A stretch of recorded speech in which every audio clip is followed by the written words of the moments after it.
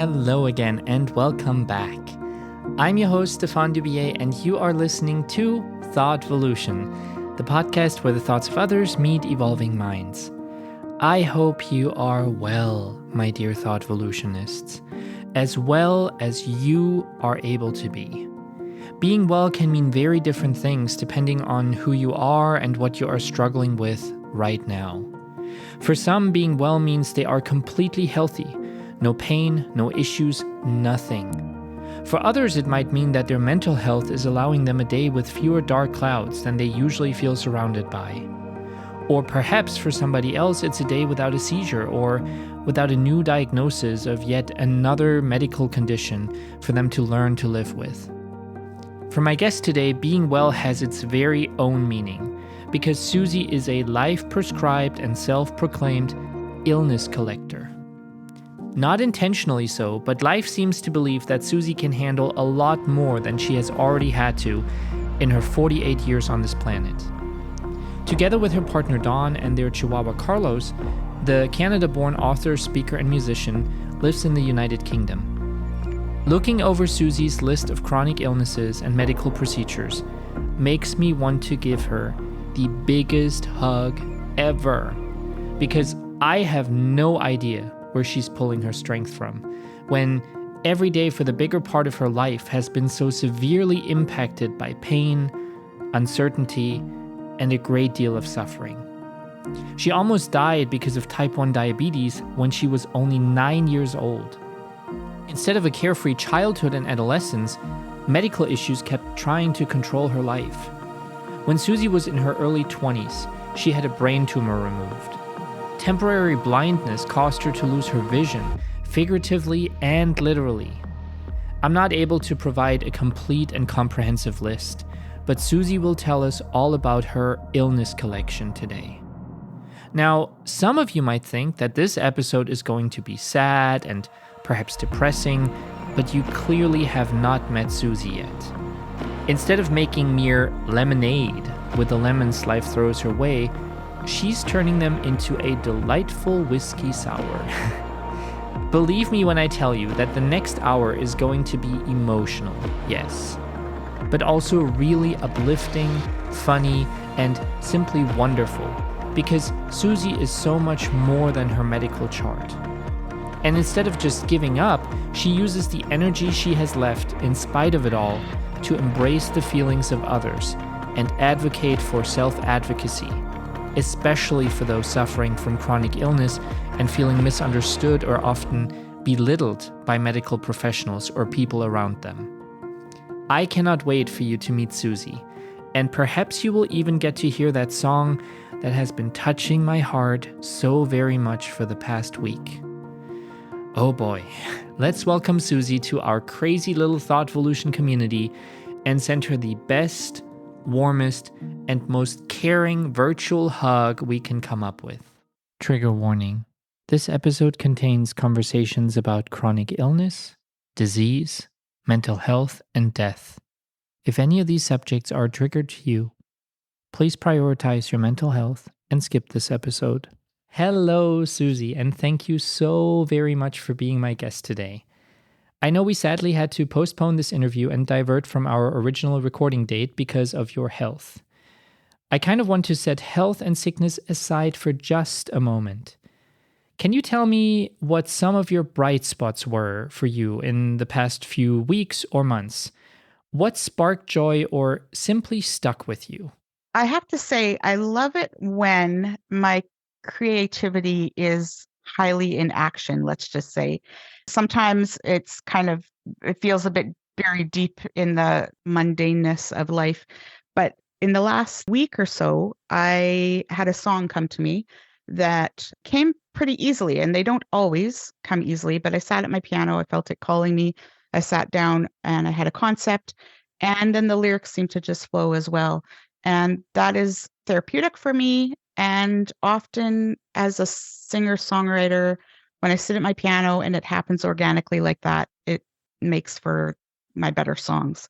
So that was a really beautiful thing that I enjoyed in the last couple of weeks. Still ignoring the ginormous elephant of chronic illness for just a little bit longer, I wonder what growing up was like for you.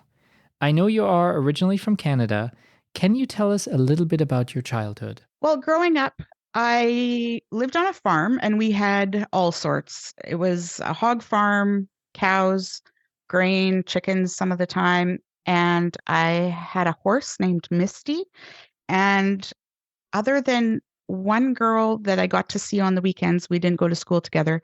My horse was my best friend. And we spent hours in the fields together. I would just jump on her bareback and no halter or anything. We would just wander together. She was just this gentle giant, and loved that.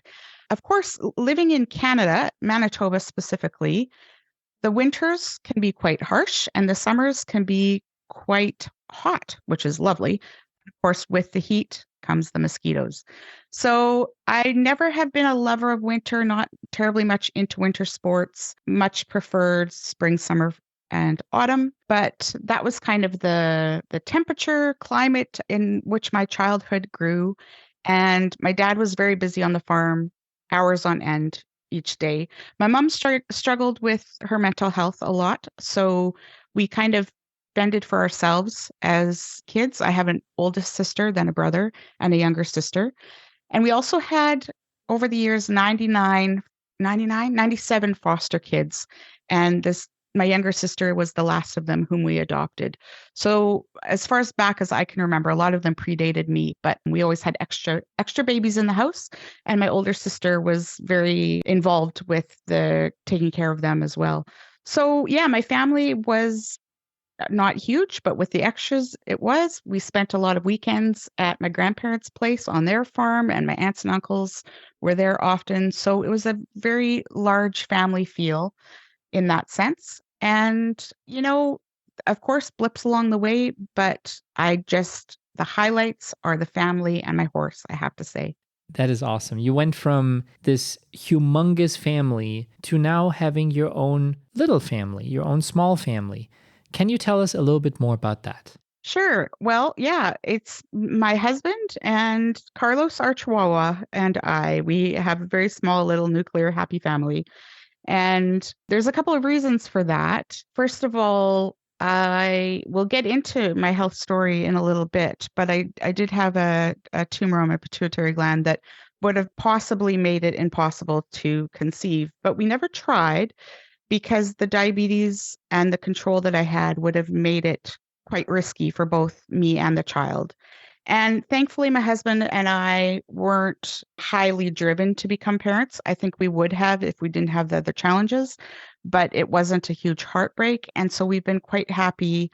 We've always generally had a dog in our picture, and Carlos is our COVID dog baby. But we're happy. We're happy, the three of us. Now, I spoke about the feeling of being well in my intro. I know you were diagnosed with type 1 diabetes as a child, almost dying from it at the young age of 9. So this may be a tough question to answer, but can you remember a time, if there ever was one at all, when you were completely healthy? Honestly, if I think about my childhood, I remember clearly when I was diagnosed and beyond.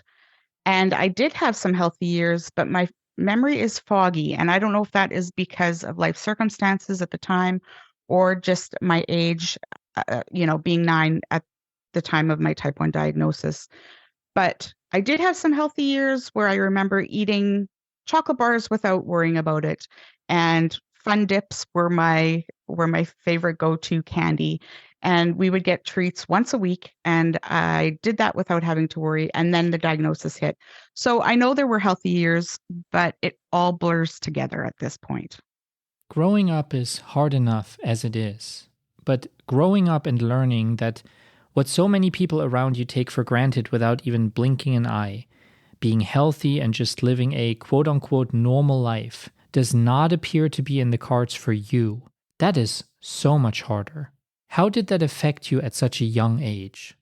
I would have to say that in some ways it was a bit world shattering. And in some ways it just became normal life. I think because I was 9 years old when things took a turn health wise, I adapted fairly quickly, but that isn't to say that I treated my diabetes and my body kindly and that it treated me kindly. So it became a way of life, but uh, I guess not a kind one, if that makes sense. And I feel like that was quite a few years ago. I think we're going on 40 years ago. And technology has changed, and education as far as diabetes has changed. And so I think that perhaps nowadays with insulin pumps and technology and all the knowledge out there, it doesn't have to be as devastating as perhaps it was in some ways then. I don't think I comprehended that disease almost took my life at that age. I knew I was very sick, but I don't think you can comprehend at 9 what death looks like. And so I feel like it's kind of this strange, it was terrible and it was normal, all at the same time. And what does being well mean to you today? Before we dig into your entire illness collection, tell me what a good day feels like for you. And when was the last time you had one of those? Well, a good day for me would be a day that I don't have to cancel on a social outing with my friends because I'm down for the count in bed. A better day would be that I don't have to cancel and I can do something creative, such as a writing project or sit at the piano and make some music. And an even better day would be those things plus not too much pain. I would have to say that I'm never pain free. And you'll hear that I've got a accumulation of issues that feed into that. But some days are definitely worse than others. Some days I'm not nauseous at all, and some days I'm hanging over the toilet. So I suppose I measure my days in on a scale of manageable versus unmanageable. And I think that I've learned that you've got to look for those moments that even if you're hurting, but you're getting to sit with friends and sip a good cup of coffee, that can make it a good moment. And it doesn't diminish the fact that I'm in pain. But wow, I'm thankful that I'm able to sit there and engage and socialize and drink that cup of coffee. So yeah, it's certainly a scale, but that's probably the best way I can answer that question. With all of the illnesses you suffer from and the likelihood of dying from one of them always being a whisper that surrounds you, do you think that this closeness to such a very real ending of your own story has had an influence on the way you live? Oh, it absolutely has had an influence on the way I live my life.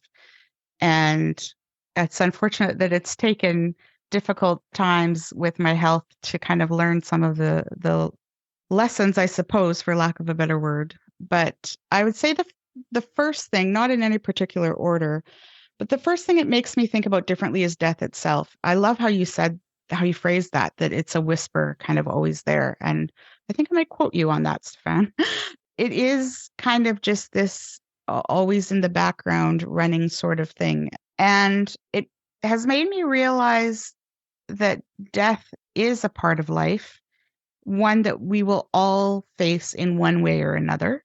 We will lose someone or we will be faced with it ourselves, probably both if we get past childhood.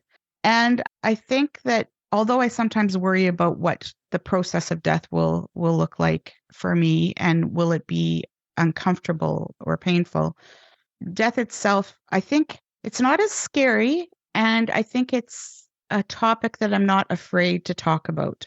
Perhaps maybe to the point where others are not comfortable with having the conversation and I don't pick up on it. But I think that we could do better in society with preparing for death for our family's sake, for our own wishes. What do we want our end of life care to look like if we are sick? Do we want to be the decision makers in w- respirators or life support, or do we want someone else to be making those decisions? So it's made me practically think about death itself a lot more than I think I would have if I didn't have my illnesses. But also something that it's taught me, which I relearn over and over again, but to really notice whatever moment you're in and take it in And that doesn't mean only the beautiful moments. That means it's okay to recognize whatever you're feeling in the moment. But if I can remember, there was a time when I was bedridden and my husband would carry me to our back garden and put me in a lawn chair, a recliner lawn chair. I was loaded up with blankets and I could barely speak, couldn't feed myself at this point.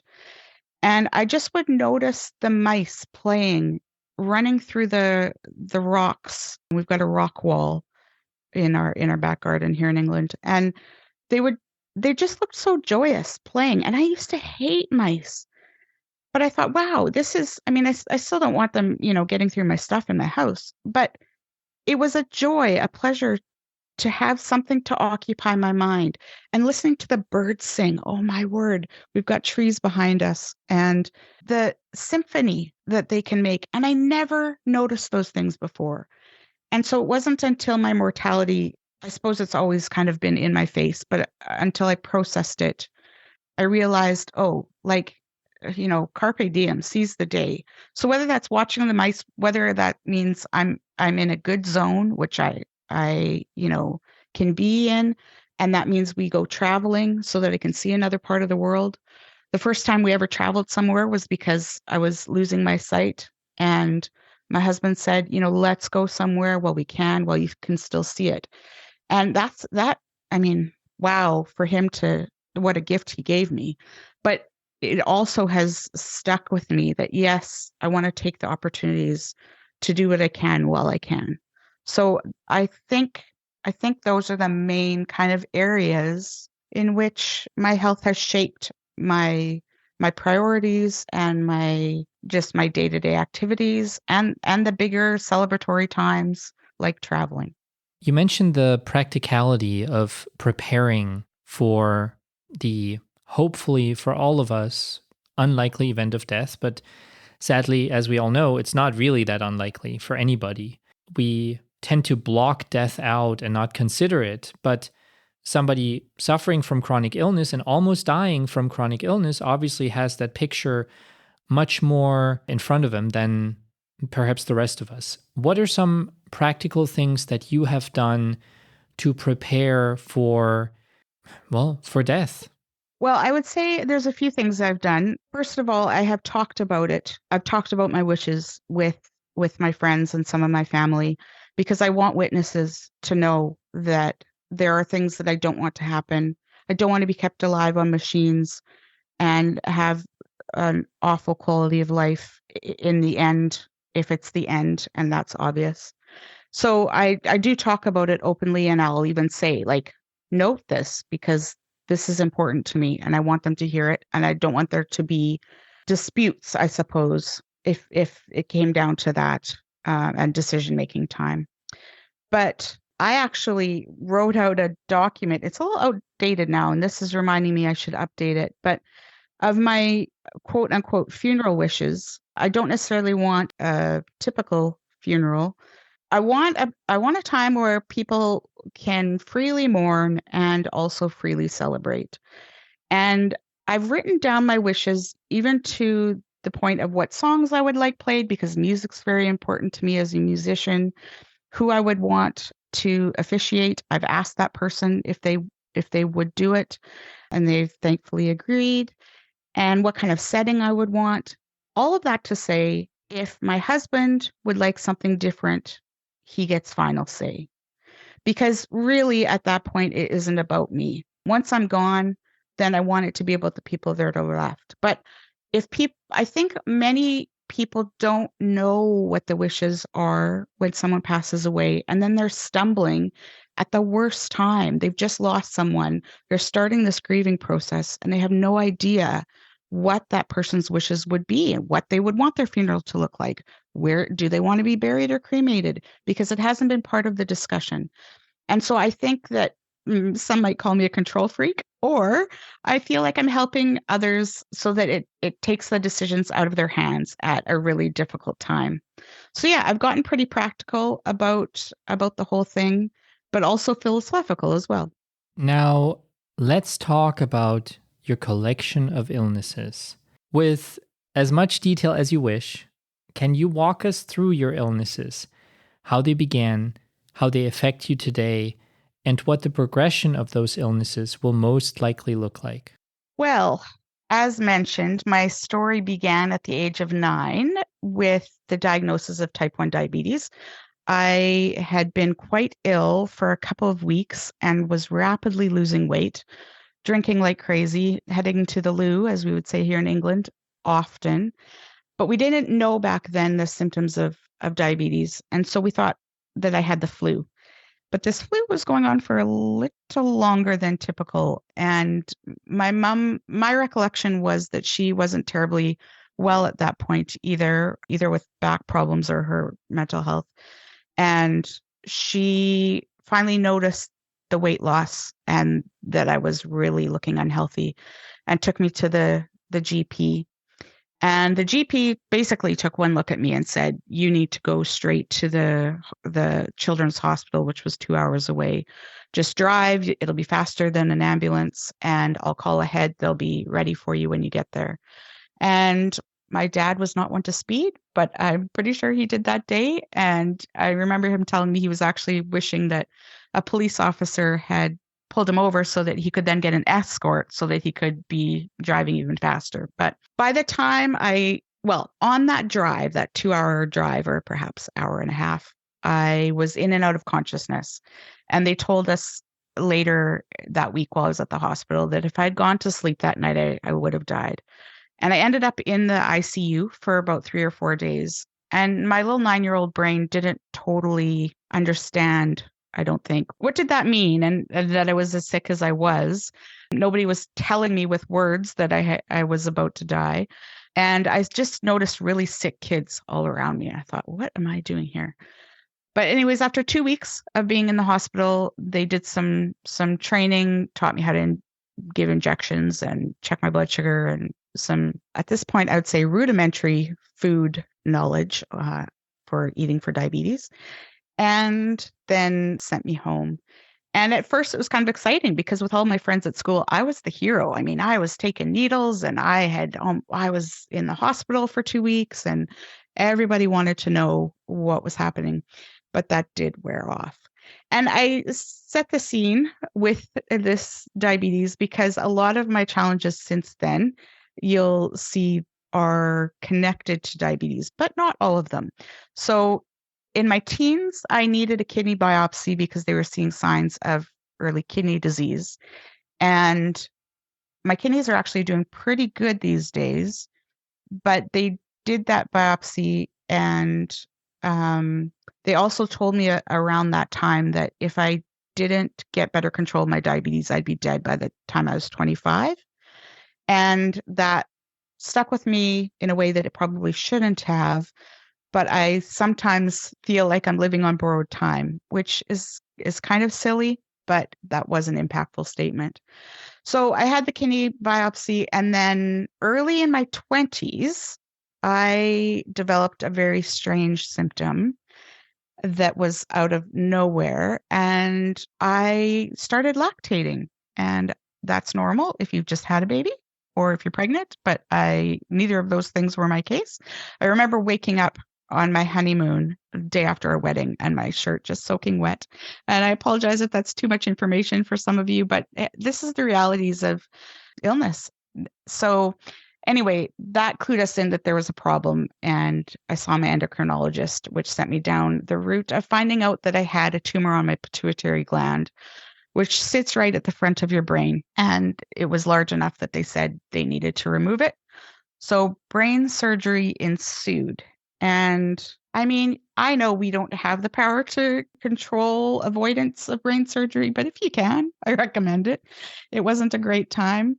I also recommend, if you're looking for a job, don't phone the manager who's just had brain surgery while they're at home recovering and ask them for one. That's not a good plan. I'll just let you figure that one out, but they didn't get the job. We'll just say that. So there's always the threat of that tumor growing back. So still to this day, I have regular blood tests to check for hormone imbalances and have had the need for MRIs, I think 3 or 4 times, because my blood work has come back abnormal, and there was the possibility that it was back. So far, so good. So that's one of those whispers that kind of is just always there in the background, knowing that that could happen. They didn't tell me until I'd had the surgery that it could grow back. So that was a bit of a shock, but nonetheless, the truth. So then somewhere in my 20s, but I'm terrible with time frames, I developed a mass in my liver. And so I had a few scans about that one over a few years that we had to watch it. But somehow miraculously, that is gone now, which doesn't make sense because apparently that type of mass doesn't disappear. But hey, I'll take it. I don't need that. But at the same time, I was also threatened with MS, which has happened on multiple occasions because I've got neuropathy from the diabetes, which is both peripheral and autonomic. So peripheral neuropathy is where when your hands or feet, your extremities are affected by nerve damage. So that can mean pain, tingling, numbness, all those sorts of things. But I also have autonomic neuropathy, which means that the nerves that control your organs that are supposed to work on their own are affected. So for me, at the forefront of that is what's known as gastroparesis, which means my gastrointestinal system from top to bottom is extremely slow. I remember I needed a test to find out how quickly my stomach was emptying of food after I ate. And basically, I had to eat scrambled eggs that they had put radioactive something in. And then they took an X-ray every 15 minutes for like seven hours to watch it move. Now, most people, your food leaves your stomach. It starts leaving your stomach within a couple to 4 hours, and it's usually out of there. And interestingly enough, the technician that was taking the X-rays, it got to the end of his shift at the end of the day, and he said, "You're going to have to come back tomorrow. We're not done with this." And I thought, "Oh, that's strange. Okay." So he didn't really explain any further, but I went back first thing in the morning, and he said he did another X-ray, and he said, "I've never seen this before. The food is still in there. They have not moved out of your stomach." Now, it ebbs and flows as to how extreme it is, so it's not always that delayed, but also my intestinal system is extremely slow as well. And I'll just say that I can't keep things moving naturally. So that has meant enemas or all sorts over the years. And thankfully, I'm in a fairly good place with that right now and not almost dying. But there was a point when it was so bad that they said our only hope is to implant a gastric pacer. And so they implanted it's like a heart pacemaker, but they put it in the wall of your belly, and then they worm wires up to attach at the bottom of your stomach. And it was meant to send signals and stimulate the stomach to move and process the food and get it out of there. Two problems. One is it caused extreme agony every time I had a bite of food. And so I, again, rapidly lost weight, couldn't hardly eat anything. And every time I did, I was doubled over in pain for usually a few hours at a time, which made it very tricky going out for dinner with friends because I'd be walking down the sidewalk, doubled over, clutching my stomach after, just part of an appetizer. And I learned how to not scream from the pain, but it started out that way.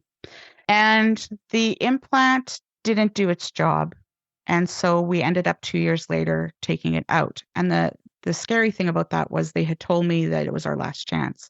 Now, thankfully, my system hasn't shut down altogether. So I'm still kicking, and I have extra weight to lose now. In that sense, that's good news. But it was quite strange having this machine inside of me. And I also developed fibromyalgia, which probably is because of the diabetes, although you definitely don't have to have diabetes to have fibromyalgia. But it causes body-wide pain, mostly in the muscles, sometimes in the joints. And that ebbs and flows as well. And so, fibromyalgia, if you look up the list of symptoms it can cause, it's everything from brain fog to insomnia, to the pain. But it started for me with pain and then just grew to other things from there. And I've always struggled with migraines, but again, that ebbs and flows as far as how often I get them and how long they last.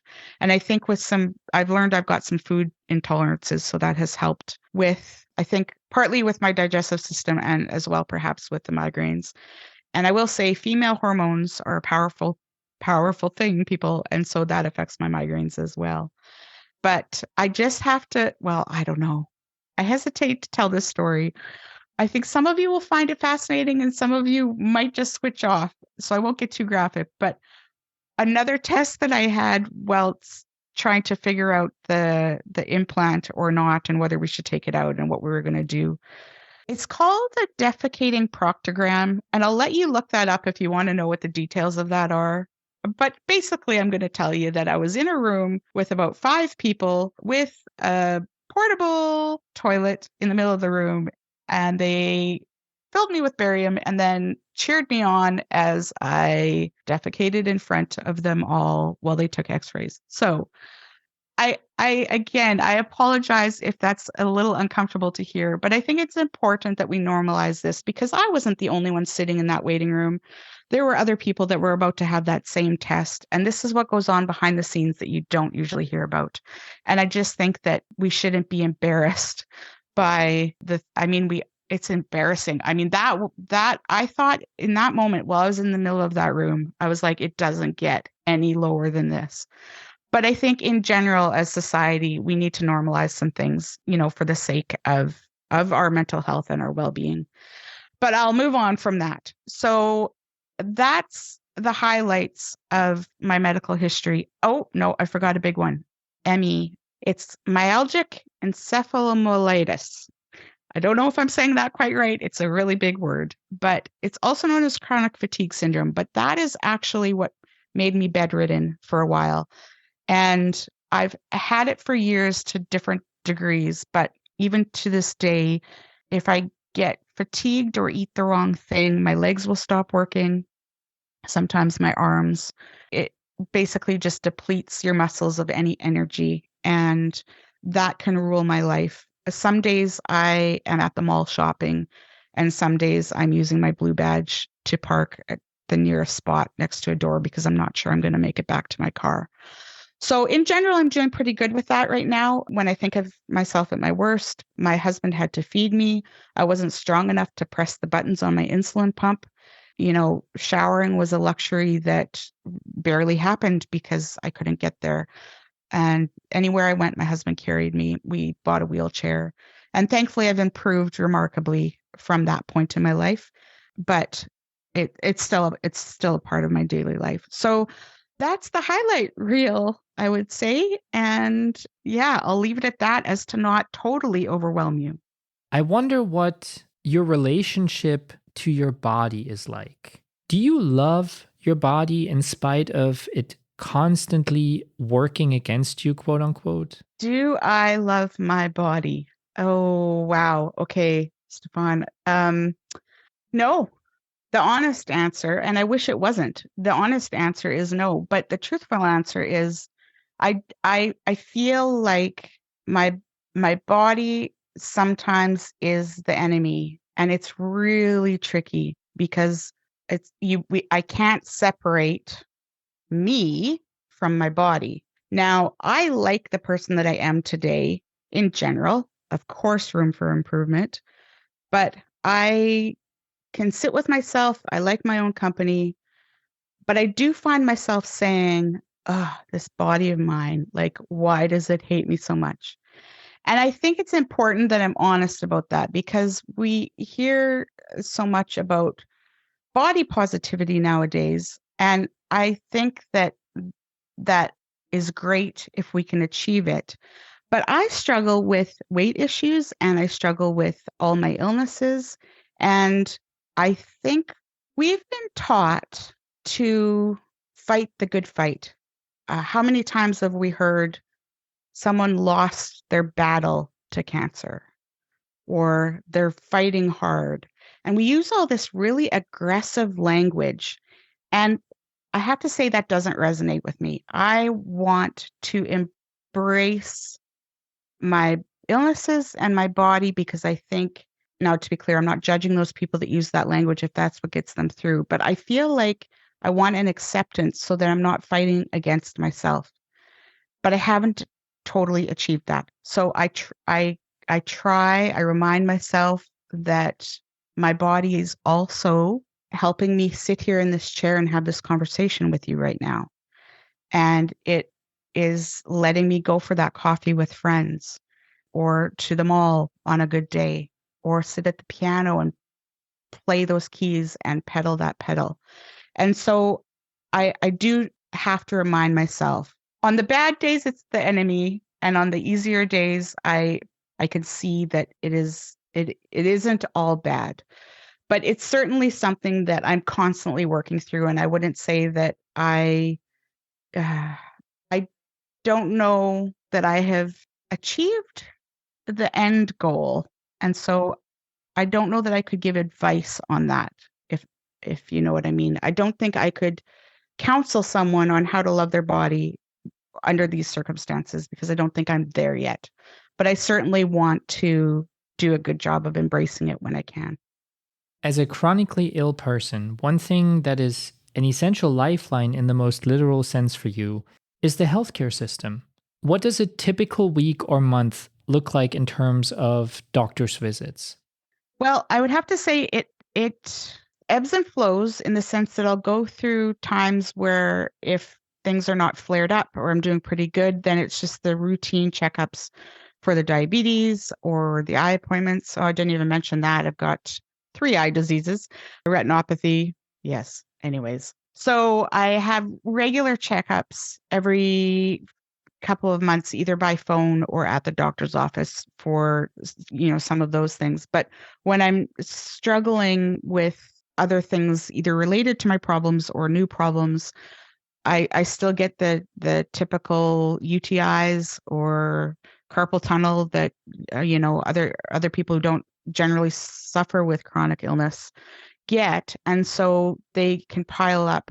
I did the math once and I realized I've had over 1,000 blood tests from my arm. I've actually retired the vein that's the most easiest found because of so many of them. And I do find that when the appointments pile up, so I just recently, I was dealing with some routine things, had an eye appointment, I had infection in 2 different body parts. I had follow-up appointments because of those infections. I was at the doctor's on average 3 times a week, I would say. And when they pile up like that, I often also get fatigued with the diabetes because the management of that is nonstop, 24/7. And when you throw in all those other things on top of it, I will hit the wall. And I'm not going to lie, I don't know what day this is, but a few days ago, I hit the wall and I cried over font choices. I was trying to pick fonts for a writing project and I lost it. And it had nothing to do with the fonts, but everything to do with the fact that my appointments had piled up. I was exhausted from trying to deal with it all. And so, yeah, it's sometimes a lot and sometimes manageable, but it's constant, whether it's stretched out or intense. I can't believe that we talked about your collection of illnesses and some of them really slipped through the cracks. So, can you tell us about the issues that you've had with your eyes and what you had to do to address those? I know there was even temporary blindness. Can you talk about that for a little bit? You can't believe that slipped through the cracks. Oh my goodness, that was a huge one for me. The first eye problem that I had was from the diabetes directly. It's called diabetic retinopathy. And I went in for my yearly routine eye check at the ophthalmologist, which they put in place in Canada, at least for people with type 1 diabetes. And up until that point, he had always said it looks normal for someone who's had diabetes this long. And I always heard it looks normal. Well, this time, that is not what he said. He said, Suzanne, you have stage 4 retinopathy. And in case you're like me and can't always remember which stage is worse, that's the one. And he said, we need to immediately start doing laser surgery, not to be confused with sight correction laser surgery, but they burn the retinas with the hopes of stopping useless and harmful blood vessels that are growing. They burn them so that they won't keep growing and causing problems. But he said you still might have bleeds in the eye, which don't worry, the outside world doesn't see them. But that did happen. So first in my left eye, it was such a bad bleed, it completely blocked my sight. And I needed to have eyeball surgery, which became one of the trippiest circumstances of my life. If you thought the proctogram wasn't there, folks, here we go. What he had to do was, first of all, you can't be put under when you have eyeball surgery because in REM sleep, your eyes move. So they need you awake. So they just freeze it locally. So he froze my eye and then he stuck a Hoover into it to suck up all the blood. Now, I didn't feel any pain, but I did see the vacuum cleaner. And let me tell you, if there is a twilight zone, I was in it. Then fast forward a couple of months and the same thing happened with my right eye. So I had to have another surgery. And this time I did not see the vacuum cleaner, but I did feel it. And I still go in circles thinking if I ever need to have that again, which is a possibility, which would I prefer? Not that I have any control over it, but they were both their own flavor of awful. So for any of you who might need a vitrectomy, I hope that the meds work and you don't see nor feel it, because that is what's supposed to happen. I did ask the doctor, I said, why could I see it? Was that normal? And he said, oh no, you should have said something. And I'm like, you've got a Hoover in my eyeball, doc. I'm not probably going to start a conversation with you. So thankfully, those surgeries did regain my sight. I'm driving now. I have some challenges, a little bit blind spots, so reading is more work. My brain has to fill in some of the blanks, but generally I see pretty good. So I am so thankful for those surgeries, despite their weirdness. And then since then, I've developed the beginnings of glaucoma as well as cataracts. And I know that cataracts are typically easily dealt with. But because of the retinopathy, it's much more complicated for me and much more risky. So if I need cataract surgery, well, at this point, we're just waiting until I can't see because of the cataracts, because if it goes wrong, well, then I won't have lost anything.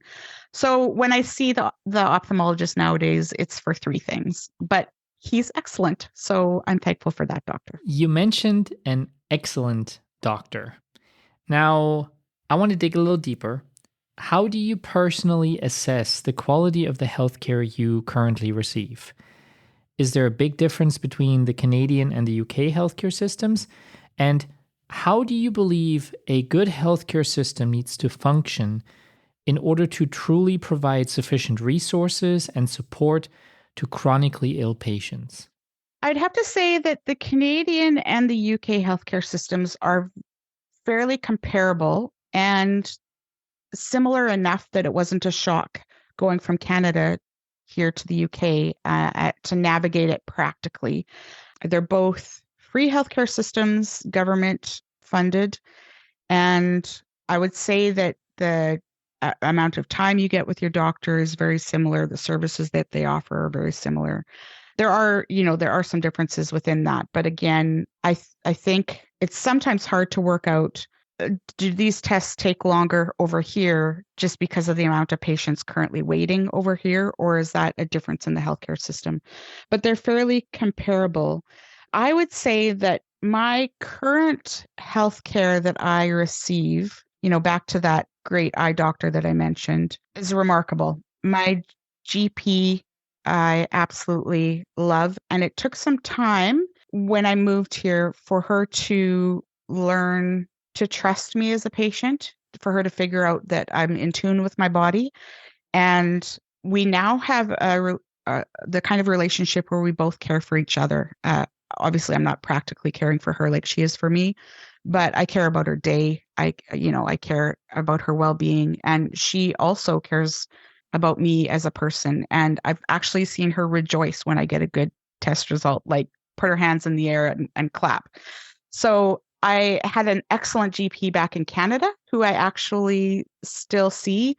And I see him professionally if I need someone when I go back to visit. But I also will pop in just to say hi and have a little quick catch up when I'm back because I miss him. And don't tell his patients, but they always sneak me in between appointments. And we have a little like, how's England? Have you had any holidays? A little catch up. And then I, come back out. And his assistant as well, I have a great relationship with her. I know all about her daughter and always I'm sure to ask how she's doing. And we look at pictures and so really strong relationship. And I find that with my specialists as well, although I don't see them as often as my GP, I have solid relationships and I don't feel rushed when I'm with them. I feel like they're thorough. I feel like if I say, hey, do you think we could maybe check my iron levels? I'm thinking that they might be dropping again, that they are willing to do that for me. I have an excellent gastroenterologist. Here's the thing. I think that it isn't automatic. I think that we as patients have some responsibility for our own health, but also can do things to help ourselves at the doctor's office. I think that we can make a difference for our healthcare. So putting some things in practice that I've learned over all of my many thousands of doctor's appointments, I think has sped up a solid relationship. And so I really feel like I'm in good hands to the point where I actually wrote a book about kind of how to build those relationships and how to get great care. As far as what makes a good healthcare system? Now, I don't profess to have answers as far as how governments should run the healthcare systems. I think they're broken. I think both in Canada and here in the UK, and from what I hear about even in the States, which is a very different model, our healthcare systems are broken and people or their problems are slipping through the cracks. Test results get lost. People are rushed through because they don't have enough time to be digging deep into people's problems. It's a broken system, and I don't know how to fix it. I know I'm thankful for the free healthcare systems in which I deal with, and I can't imagine with all of my issues fighting insurance every time, I have to go to an appointment. I don't know what the best model is, but I will say that for people who are chronically ill, what matters the most is that their medical professionals see them, listen to them, understand them. And I think that we want our doctors to know that we're not making things up, that we are suffering. Sometimes you're not even hearing the worst of it because we're trying to be heroes. And we just really want that understanding and care so that when it comes time for action, tests needed or action taken or new meds, that good decisions are being made and not rash ones or necessarily just the typical ones that work for some people, but B, that we feel like humans, we feel like people sitting in that office and not just a number. So I think that comes down to somewhat personality of the medical professionals, but also just, as I mentioned, that relationship building, I think is also key. And then sometimes you just get, you get doctors or nurses or staff who are difficult. And that's sad that happens, but we need to make it human. For me, that's a good healthcare system. Something that you are very outspoken about is what you call negative positivity. Can you tell us what that means and how it can be avoided by those wanting to be more helpful when communicating with chronically ill patients? Negative positivity to me is a reframe of the term that we hear a lot these days called toxic positivity. And for me, what that means and what I see out there is that mindset that if we just think positive or encourage other people to be positive, that it will change their life and all will be well. And I want to say that I know that for the most part, it's well-meaning. But I'll give you some examples of some things that for those of us who have chronic illness and are dealing with challenges day in and day out, or those who are grieving or struggling with their mental health, going through a hard time. phrases like everything happens for a reason, or, well, it could be worse, right? Or look on the bright side, or maybe, well, look for the lesson in it. You'll probably learn something from it. They're not helpful. Again, even if they're well-meaning, what it speaks to us as the receiver is that it feels like we aren't allowed to feel our feelings, to get into what we're going through. It feels like a dismissive statement. And some of them are, I don't even think, everything happens for a reason. Okay, well, I don't know. Maybe there's truth to that. Maybe everything does happen for a reason. But I don't think we're always going to find out what that reason is, if there is one. And so it doesn't help when we hear that as a quote unquote supportive statement. And I think that there's ways that we can encourage each other without giving that cliched statement. We can reframe these words. Everything happens for a reason. Perhaps we could say something like, I don't understand why this is happening to you. And immediately we as the receiver feel a little bit understood and heard, like, you get it. This is hard what we're going through. It could always be worse. Well, sure. You know what? I just had my big toenails removed recently. It wasn't a great day. Could it be worse? Yeah. My brain surgery was worse. The Hoover in my eyeball was worse. But the day I had my big toenails removed, it felt pretty bad. So that statement of it could always be worse is absolutely true, but it's just not helpful. So I think that we should think before we speak and not just throw out something that kind of ends the conversation and feels good to us as the healthier or non-struggling person, let's just say. And I think there's some reasons why people say these things. Sometimes it's just because they don't know what to say. And I'll just say, if you don't know what to say that. Because the phrase, I don't know what to say, speaks a lot. It speaks to the fact that, yeah, there are no words. This is hard. I think another reason why people, throw out these cliches is because maybe they're not even comfortable with their own emotions. They can't handle yours. They don't know what to do with the fact that you're crying in front of them because they're ashamed or embarrassed by their own tears or uncomfortable with them. So I think there can be a few motives for them. I don't think it's usually toxic, as we say, because I think that they are well-meaning. And that's why I frame it negative positivity. I think it's a softer word they're harmful, but not on purpose. So they're negative, but I don't think they're toxic. I think that's just too strong. And I just am passionate about helping people reframe them so that they're not at a loss for words. And just let's talk about the fact that our words matter and try to do better. And I'm in this. I've said some of these things myself, and it's not until you hear them on the other end of it that you realize, oh, yeah, that doesn't feel so good. We have got to talk about your book, Susie. Tell us about it, where people can find it, and what you are trying to accomplish with it. My book, yes. Well, as you may have noticed earlier in the conversation, I'm quite passionate about helping people get great care at the doctor's office. And so I wrote a book called Help the Doctor Help You, 31 Secrets and Tips for Self-Advocacy to Get the Best at Your Appointments. And I'll just say now, it's available on Amazon, wherever you get your Amazon books in all the countries. So you can get it there. But basically, it's full of tips and secrets, and I've woven stories through it as well from my life that kind of reinforce the tips in action. And some of the stories show what I wish I would have done differently because, hey, I'm not perfect either.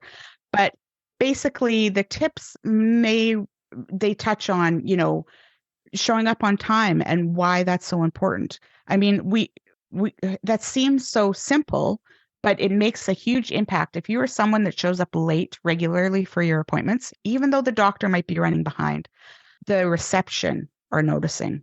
And I actually had a receptionist once say that they are more likely to squeeze you in if they know that you're going to show up on time and be there and not complain about a wait than those who consistently don't show up on time or don't show up at all.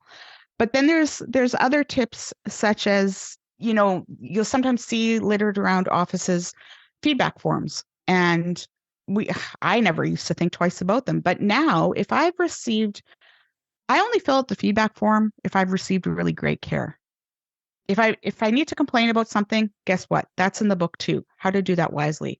But I will fill out a feedback form and say my name and the doctor's name and why that appointment went so well for me, because they will get that feedback and they will remember you, and they will, as a human being, probably subconsciously care more about you than the person who walks into their office complaining, which, again, I may have done once or twice, which I regret.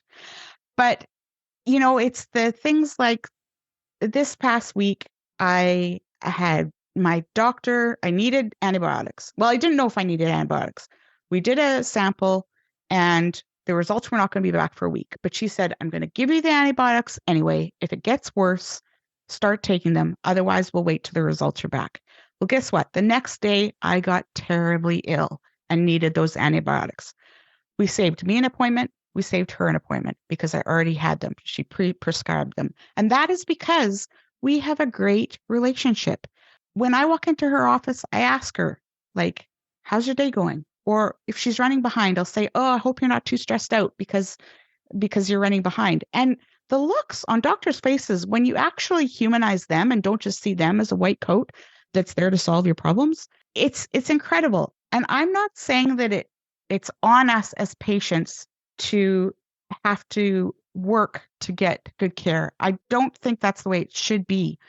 But all I'm saying is when we humanize them, they humanize us. And there are ways that will impact the care we get that we can be empowered to influence. So I'm passionate about that. Like I said, thus the book, Help the Doctor Help You. And I mean, I just hope that it helps people feel seen and heard and, get those tests done that they need, have thorough care, and have caring care. It's all I can say is, as I said before, my team is incredible and my team is huge. So I think it's doable. You also make incredible music. And we even have a song we're going to play in a few moments that really grabbed me and stuck with me for a while. Can you tell us what got you interested in making music? Well, when I was 4 or 5, my sister was already taking piano lessons. I think my brother had taken some, but wasn't terribly interested. But then when I was 4 or 5, they decided to give me lessons as well. And I can't say that I loved the piano lessons, but I did love the piano. And so I stuck them out. I had a few piano teachers over the years. And then I gave it up because I wasn't really connecting with my teacher in my early teens. So I gave it up for maybe a year or so. And then in my community, I found out there was a concert pianist, elderly woman who, that only matters because she's passed away now, but she was giving lessons. And so I thought, well, I'll try her out. And so I went there and she clued into me. I'd always get my teachers to play the pieces before I would play them because I could read the notes, but I struggled to read timing on the music because I played by ear. So when they would play the songs, I could mimic them back. And she was on to me. So she said, look, I can see you're not practicing. You're not loving doing the classical pieces I'm giving you. Do you want to develop your ear? And I leapt off the seat with joy. Yes, I definitely wanted to do that. So she really sparked that playing by ear freedom that I found. And then I also played in a contemporary church band for quite a few years. I started out at the keyboards beside a really accomplished pianist. And then eventually I became the lead kind of the band for many years. And so that gave me a lot of good kind of live playing experience. And we had drums and guitars and the whole thing. And then when my eyes went bad, when I got the retinopathy and found out that I could go blind, it hit me. I play by ear. I don't need my sight to play the piano. And because it was a really dark time, pardon the pun, I started writing music at that point, started composing and writing. And I've been in the background writing and composing music for years, but only in the last few actually have been releasing it out to the world. But that's really when it became a lifeline for me and really has been ever since, whether it be, a dark time because of the eyes or other health issues or grief or other stress. The piano it is a place. It's not just an object. It is a place that I can be. And yeah, that's where my passion came from. So thanks, Mom and Dad. Now, the song I would like to play is called It's Lonely Here. And just a fair warning, thoughtvolutionists, goosebumps are guaranteed. Can you tell us more about the song and what it means to you? Wow, yeah. It's Lonely Here. That is an important one to me.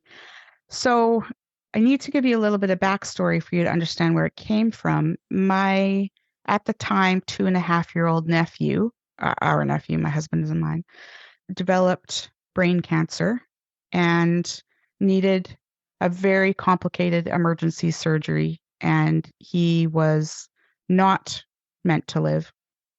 And thankfully, he is still alive and he is 8 years old.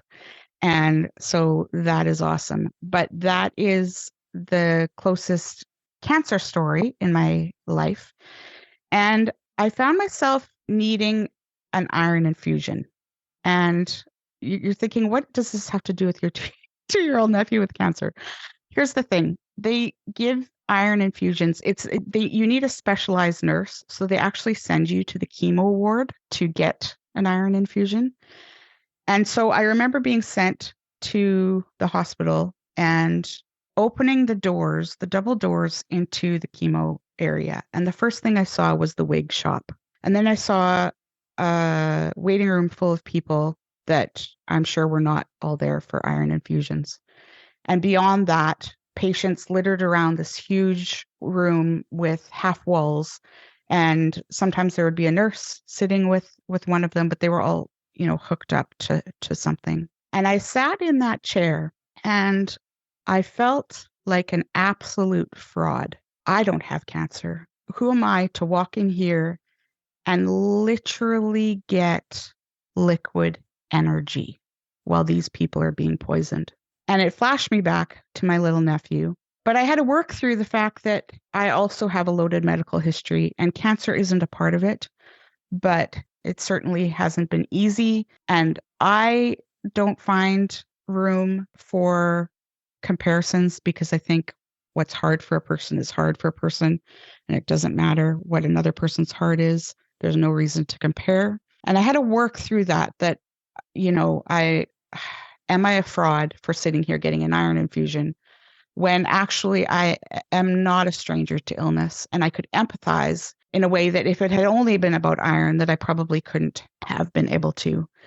And wow, one of the most impactful moments in my medical history as well as my life, I think, walking out of that hospital after witnessing and being surrounded by all these people who were just trying to hang on to life. And I came home and a couple of days later, my piano called to me. And I know that sounds perhaps silly, but there is an unspoken beckoning that I sometimes feel. And I just know when I feel that beckoning, I had better sit myself down at that piano. And It's Lonely Here was born. That is where that song came from. I feel it on a personal level because I too have felt very lonely in the illness at times, even while surrounded by a support system.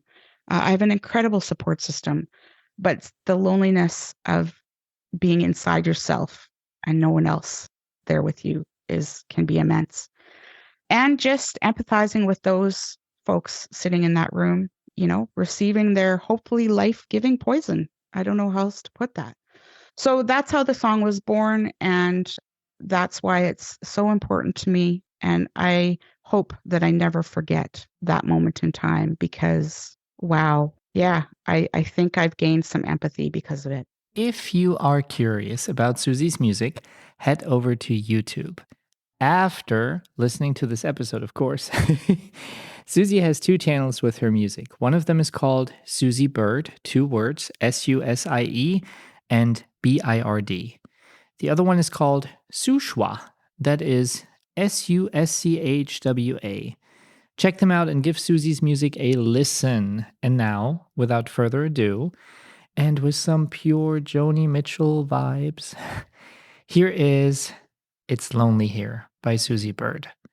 And all I can say is, wow, enjoy.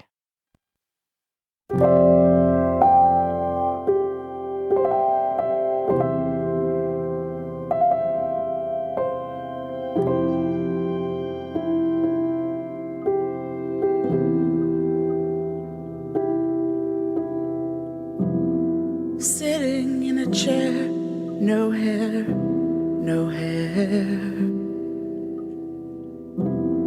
No one else comprehends but those who are there. Here's my hand, it's all I've got, 'cause now I understand. Tomorrow's a new day, what does that mean for me? It might be more news, who has the energy? I need your hand, that's all you've got, and I know you understand. It's lonely here, surrounded by sickness peers, all full of fear, and that's alright. It's lonely here, go ahead and shed your tears, so full of fear, can't say we'll be alright. I wanna curse this sickness for holding us here, desperate for breath, begging for one more year. Hand in hand, we're all we've got. How could they understand? It's lonely here, surrounded by sickness peers, all full of fear, and that's alright. It's lonely here, go ahead and shed your tears, so full of fear, can't say we'll be alright.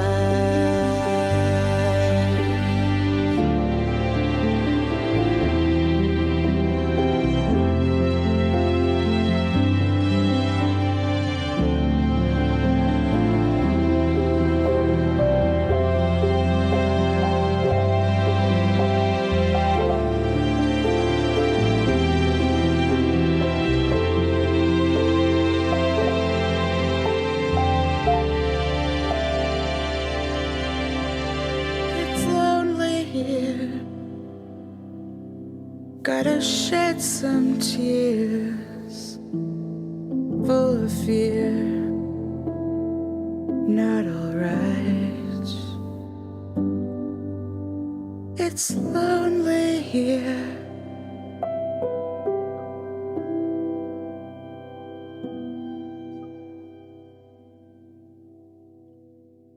Thank you so much, Susie. For anyone interested in learning more about you, your journey, your book, your music, the whole bundle of chronically ill but thriving, how can you be reached? Well, there's a few places you can find me. As far as social media goes, I'm most active on Instagram, and I have two accounts. One is my medical miss stress account, and that's at medical miss, MISS _ stress, because it's all about trying to ditch the stress and get rid of it. That's where you'll hear about my chronic life story, about, the books that I'm putting out, and you'll find support there, the negative positivity. I also have an Instagram account, susie.sushwa, SUSCHWA, and that's where you'll hear more about my music. But if you go to either of my links at those places, you'll be able to find the other account. I'm also on TikTok at Susie, SUSIE _ Schwartz. You'll see it in the show notes. And my website is lesshealthstress.com.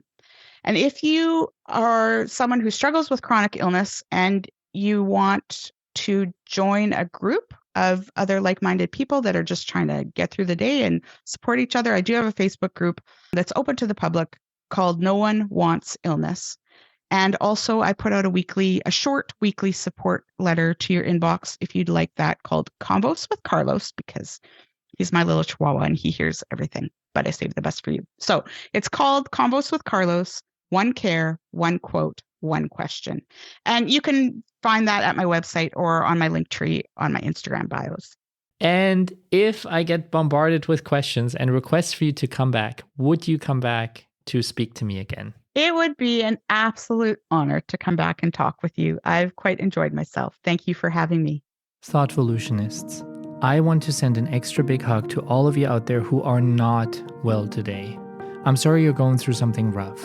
And although I cannot change your circumstances, your health, your situation, I hope that this hour with me and Susie helped you feel a bit more seen, understood, and valued.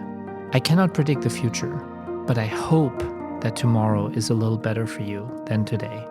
And for all of you out there trying to truly be supportive of somebody living with chronic illness, experiencing grief, or facing something really difficult, please remember what Susie said about negative positivity. Our language matters, and it's something I'm still trying to learn more about. As a rule of thumb, though, speak from your heart. Let the person know you are there for them, and that even though you may not comprehend what they are going through, that there is somebody who will sit with them even in the most silent of times, who will carry them when they are unable to walk, just like Susie's husband did, and who will listen to them when they are ready to talk. Friends, to learn more about Susie, her book, her music, and everything else she's sharing with the world, please go to lesshealthstress.com. That is lesshealthstress.com. And also check the episode guide for Susie's Linktree with all the links.